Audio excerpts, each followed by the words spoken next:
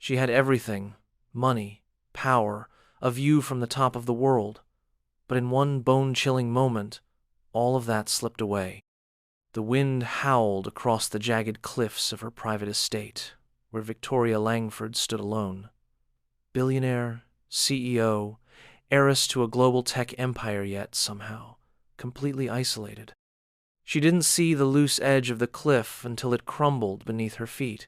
One scream, one fall, then silence. Miles below, in a valley where time moved slower and cell phones rarely rang, a poor farmer named Eli worked his modest plot of land. He heard the distant echo something unnatural and looked up toward the towering cliffs he'd grown up beneath. Something told him to run, and he did. What Eli found shattered the walls between two worlds. A woman barely clinging to a rocky ledge, blood trailing down her arm, her face pale with fear but her eyes locked with his. In that moment, it didn't matter who she was. He didn't know her name, her net worth, or her legacy. All he saw was someone who needed saving. What he didn't know: saving her would rewrite both their fates forever. Victoria Langford didn't just own the view, she owned everything the sunlight touched. The cliffside estate perched high above the Atlantic Ocean was just one of many properties in her billion-dollar portfolio, but it was her favorite. It wasn't the marble floors, the automated systems, or even the helipad that drew her Herette, was the isolation. Here, far from boardrooms and breaking news alerts, she could breathe.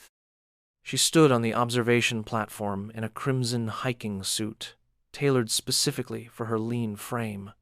Her platinum blonde hair fluttered in the breeze.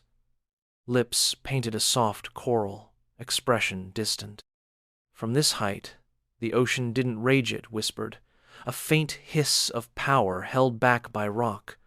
It was a metaphor for her life, barely restrained, dangerously high, and always under control.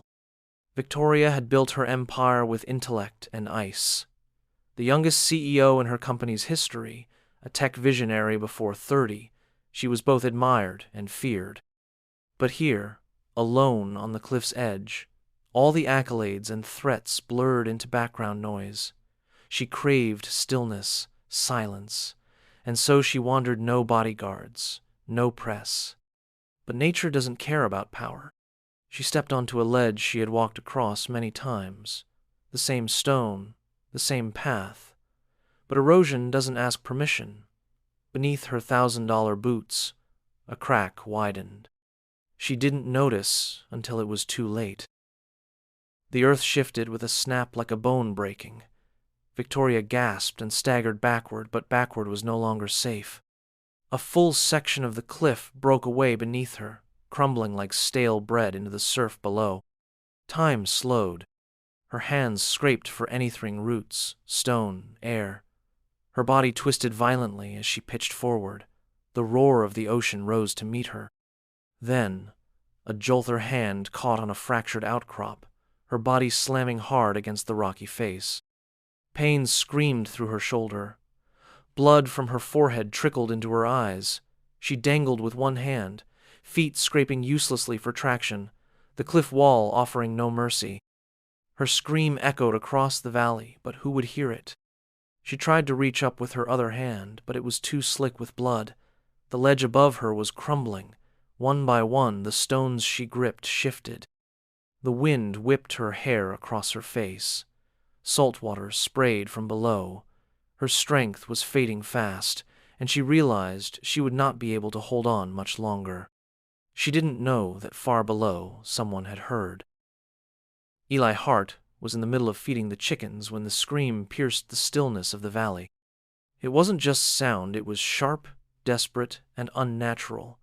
He looked up instinctively, eyes narrowing against the light as he scanned the cliffline he'd known since childhood.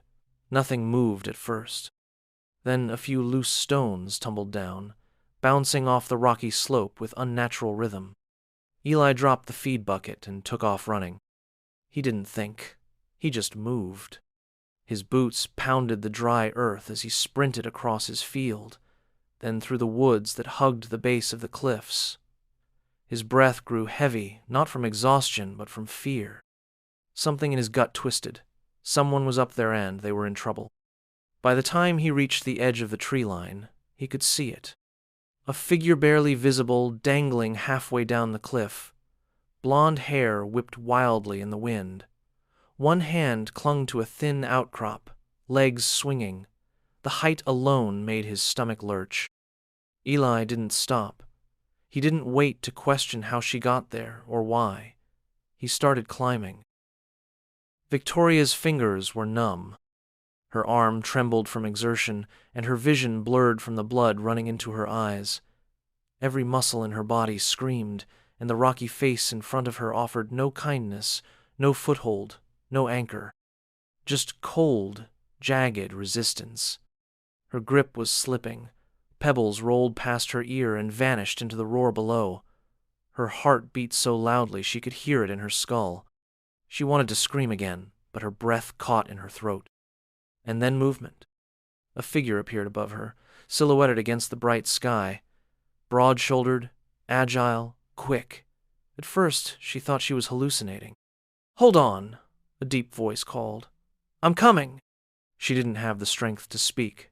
Her hand slid an inch. Then he was closer, reaching down, planting his boots carefully on the rock, balancing with uncanny stability. He wasn't wearing rescue gear, no helmet. Just a dark blue vest, rugged jeans, a backwards cap. He looked like a man who belonged to the land. And he was the only thing between her and death. Eli braced himself with one leg hooked around a narrow crevice and extended his hand. "Take it!" he shouted. The woman's eyes met his blue, wild with fear, and in that moment, something passed between them. Not words, not logic, just raw, desperate human connection. She hesitated, but her fingers released the rock and reached for his. Their hands locked. He felt her weight immediately and grunted, muscles straining. The cliff groaned beneath them as another rock gave way. Dust and pebbles rained down the slope. "Pull with me," he said. She tried. She was strong but weakening. He adjusted his grip, sweat breaking across his brow, and with a final, bone-deep effort, hauled her upward with both arms. She scrambled, feet searching, hands clawing, until she collapsed against the rock beside him, sobbing and shaking. Eli held on to her until the danger passed. Neither of them spoke at first. He glanced at her blood on her face, dirt on her suit, breathing like she'd outrun death itself. She looked back, stunned. "Who are you?" she whispered. Eli didn't answer. Not yet. Eli didn't waste time asking questions. He could see the woman was hurt scrapes down her arms, a gash at her hairline, and the disoriented, wide-eyed look of someone who'd just come face to face with the void. "Can you walk?" he asked gently. She nodded, but when she tried to stand, her knees buckled. Eli caught her without hesitation and hoisted her into his arms. She was lighter than he expected.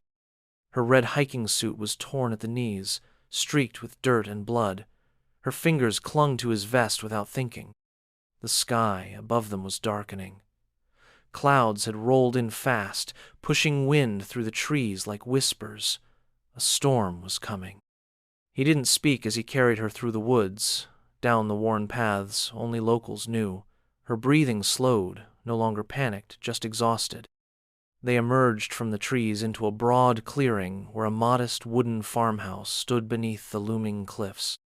The barn beside it creaked softly in the wind, and chickens darted toward cover as thunder rumbled faintly in the distance. Eli brought her inside and laid her gently on the old sofa near the fireplace. Then he lit the fire. She watched him through half-lidded eyes as he moved methodical, silent, calm. He wasn't a man used to noise or panic. He didn't ask who she was, didn't reach for a phone or call for help. He wrapped her in a blanket, fetched clean water and a rag, and sat beside her without speaking. Outside, the storm finally broke. Inside, the only sound was the crackle of flames. The firelight cast soft shadows across the room, flickering over weathered wood and hand-carved furniture. Eli had given her a change of clothes loose flannel, and warm cotton. They smelled like the earth, like smoke and pine. She hadn't realized how cold she'd been until now.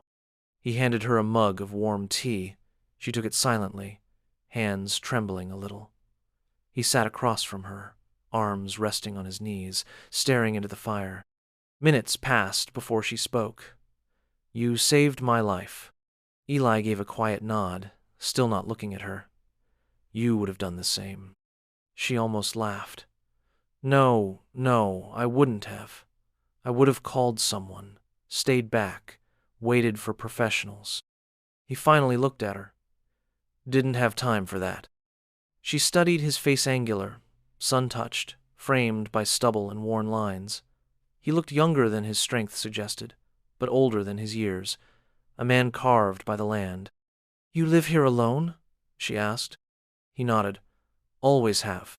"I'm Victoria," she said after a pause. Eli raised an eyebrow, but didn't react the way people usually did. No spark of recognition, no mention of her last name, just Eli. She smiled. For the first time in a long time, it wasn't practiced. Outside, rain tapped gently against the windows. Inside, two strangers sat across from one another, wrapped in firelight and silence, not knowing their lives had just changed forever. Morning came slowly, bringing gray light through the curtains.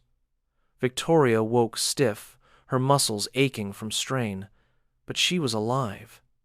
She sat up to find Eli already awake, chopping wood outside. Through the fogged glass, she saw him swing the axe with ease, each motion clean and deliberate.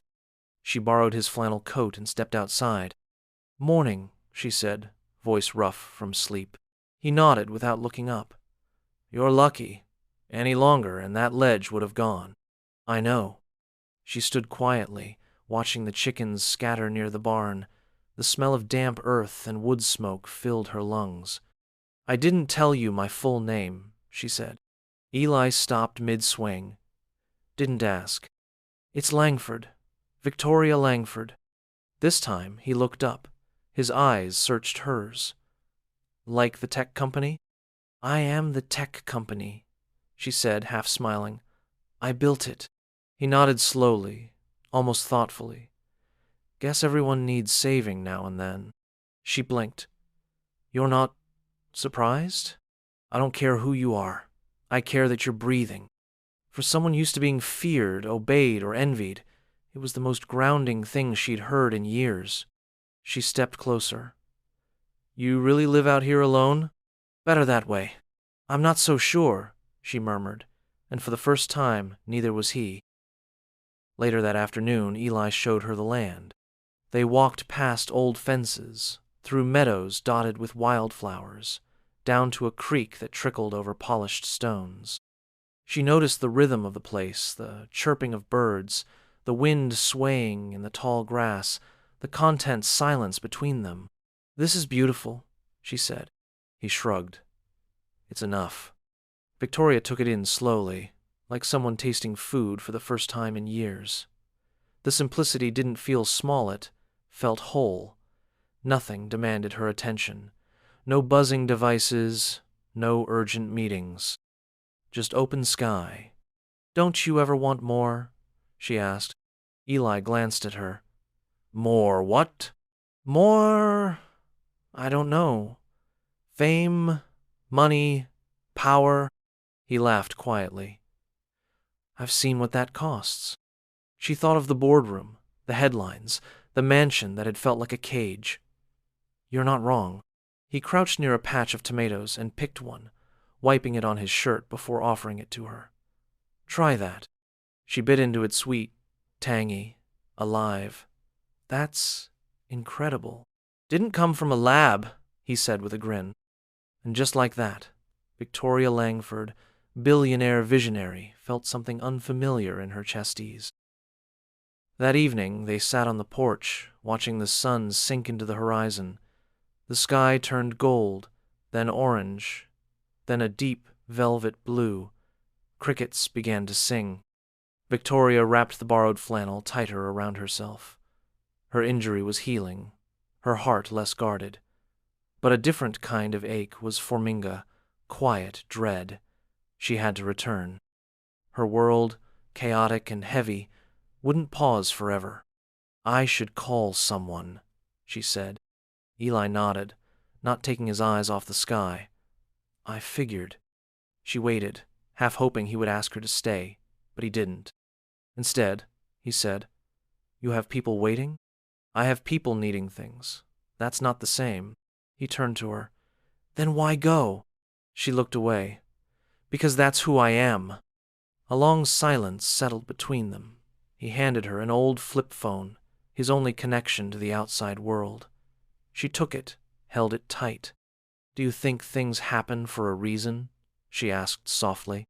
"I think sometimes," Eli said, "the world throws two lives together, just to see if either one notices." She blinked, trying to hold back the lump in her throat. "I noticed," she whispered. Victoria stood in her penthouse once more, but it felt like someone else's life. Floor-to-ceiling windows looked out over a glittering city skyline, the same view she used to draw strength from. Now, it only made her feel distant. Her staff had been frantic. News of her disappearance had hit headlines, but she'd kept the story quiet. No cliff, no stranger, no farmhouse. She told them she was caught in a minor accident during a solo hike. Her PR team cleaned it up. Her board of directors was satisfied. Everything was back to normal. Only she wasn't. The silence in her high-rise wasn't peaceful like Eli's porch. It was hollow. She wandered the minimalist rooms and remembered the creak of wood beneath her bare feet, the scent of pine and soil, the taste of a sun-warmed tomato. She picked up her phone and looked through her contact list. Not one name made her feel anything. Later that evening, standing in the soft light of her rooftop balcony, Victoria wrapped her arms around herself, not from cold, but from a growing sense of grief. She had everything, and it felt like nothing. Because the one thing she wanted was hundreds of miles away, unaware of just how deeply he'd changed her. The boardroom was as polished and sterile as ever. Victoria sat at the head of the table, dressed in a muted designer blouse and blazer. Her leadership team awaited her decision on a multi-million-dollar acquisition, one that would expand their dominance in AI security. She stared at the projected numbers, the eager eyes of lawyers and analysts, the ticking of a quartz clock on the wall. The decision was obvious. It was smart, profitable, strategic. She gave the green light. Applause followed. Compliments, too. But as the room emptied, she stayed behind. Her reflection in the glass wall stared back flawless, powerful, hollow. She remembered Eli's words.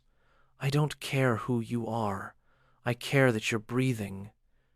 No one in this room knew how to speak like that. No one here had seen her bloody, afraid, vulnerable and stayed. Eli didn't need anything from her. That's what made his presence unforgettable. Victoria rose from her seat. The meeting was over. The applause was done. And still, she felt nothing. She stepped into her office, closed the door, and pulled out a piece of thick, cream-colored stationery. Not for business. For something real. She began to write. Victoria took her time with every word. The letter wasn't elegant or polished, it was honest. She told him about the city, how it felt colder than she remembered, how coffee didn't taste as good without wood smoke nearby, how no meeting, no skyline, no seven-figure contract felt as grounding as that walk through his tomato patch.